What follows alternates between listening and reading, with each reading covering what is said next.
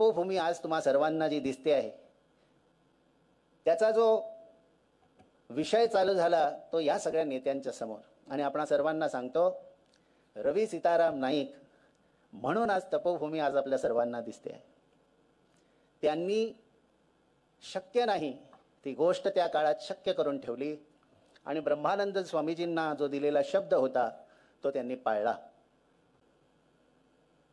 माहिती आहे की ब्रह्मानंद स्वामीजी हातुर्ली मठामध्ये असताना हे सगळे नेते स्वामीजींकडे यायचे. आमचा संप्रदाय श्री किंवा हे आमचं दत्त पद्मनाभ पीठ तसं खूप कर्मकांड करणारं नाही. आमचे ब्रह्मानंद स्वामीजी हे धर्मनिष्ठ होतेच, त्याचबरोबर ते देशनिष्ठ आणि समाजामध्ये देशासाठी समर्पित लोक तयार असावीत यासाठी आमचे खलप म्हणा, श्रीपाद नाईकजी म्हणा, रवी नाईक म्हणा, आपले धर्मा चोडणकर म्हणा, पूर्वीचे जेवढे मोठे मोठे नेते आहेत हे सगळे हातुर्ली मठामध्ये जाऊन बसायचे. दरम्यानच्या काळात स्वामीजींनी या सगळ्या नेत्यांसमोर एक विषय ठेवला होता की आपल्या गोव्यामध्ये एक असं स्थान असावं जिथे सगळे येऊन शिकतील. सगळ्या प्रकारच्या आपल्या ज्या विद्या आहेत सनातन धर्मातल्या त्या शिकण्यासाठी एक उत्तम जागा हवी. तशी आपल्या गोमंतकात नाही आहे. आणि तिथे कदाचित तेच कारण आहे की मी आपल्या समोर आज उभा आहे. आज हे धर्मपीठ सगळ्या क्षेत्रामध्ये म्हणजे जेवढे म्हणून आपल्या विद्या आहेत त्या शिकण्यासाठी तिथे सर्व व्यवस्था आहेत.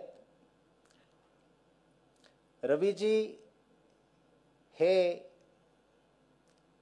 खूप महान नेतृत्व, ज्याने कायम कदाचित ते खूप देवदेव करणारे नाहीत, परंतु जे देवाला मानणारे आहेत त्यांच्या सर्वांसाठी काम करणारा हा नेता. आणि त्याचबरोबर मला वाटतं आजच्या दिवशी भंडारी समाजाने हा विषय नक्की करायला पाहिजे की जे त्यांच्यानी रुद्रेश्वर मंदिरामध्ये आपले शेवटचे शब्द काढले होते की तुम्ही सगळे एक व्हा, आणि हीच त्यांना खरी श्रद्धांजली ठरेल. कारण हिंदू समाजामध्ये अनेक जाती जमातींमध्ये आपला हिंदू समाज विभागलेला आहे.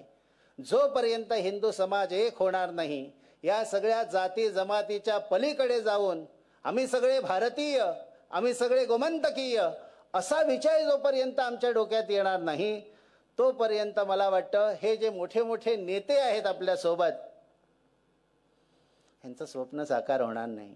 म्हणून आपण आजच्या या दिवशी रवी अस्त आम्ही म्हणतो, सूर्यास्त जसा होतो जसा रवीचा अस्त झालेला आहे. मला नाही वाटत रवींचा अस्त वगैरे झालेला आहे. तो आपल्या कामाने प्रत्येक घराघरामध्ये प्रत्येक जागेवरती रवीचं अस्तित्व त्याच्या कार्याने आहे. तो गेला, सगळ्यांची मनं कशी हल्ली, प्रत्येक जणाला वाटलं की या नेत्याच्या अंत्यदर्शनावा जावं, असं नेतृत्व असावं. जाती पाती धर्म कसल्याच्या सगळ्याच्या म्हणजे सगळ्या पार्ट्यांमध्ये तो होता, सगळ्या प्रकारच्या लोकांमध्ये तो होता. स्त्री पुरुष याही पलीकडे जाऊन रवींनी काम केलं. आणि तो हा रवी आज तुम्ही आम्ही सर्वजण त्यांच्या प्रेमापोटी इथे आलेले आहोत. मला वाटतं शोक सभेच्या सुद्धा रेकॉर्ड ब्रेक होतील. आत्ता आम्ही सगळेजण कदाचित या शोकसभेला प्रत्येक व्यासपीठावरती रवी गेल्यापासून त्याची चर्चा चालू आहे.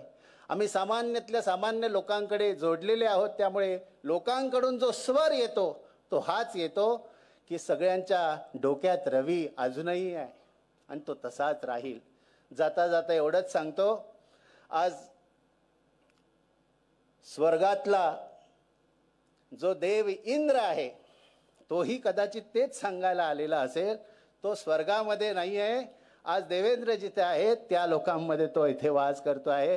त्यामुळे देवेंद्रजी स्वर्गाचा राजा आज आपल्याला काय सांगतो आहे आपण जरूर ऐकायला पाहिजे. मला खात्री आहे केंद्र सरकार आणि आपल्या प्रमोद सावंतजींचं सरकार त्यांची नक्की दखल घेतील आणि रवी सीताराम नाईक यांना जशी श्रद्धांजली अभिप्रेत आहे ती त्यांना नक्की मिळेल, यात मला कुठेही दुमत वाटत नाही. जय सीताराम.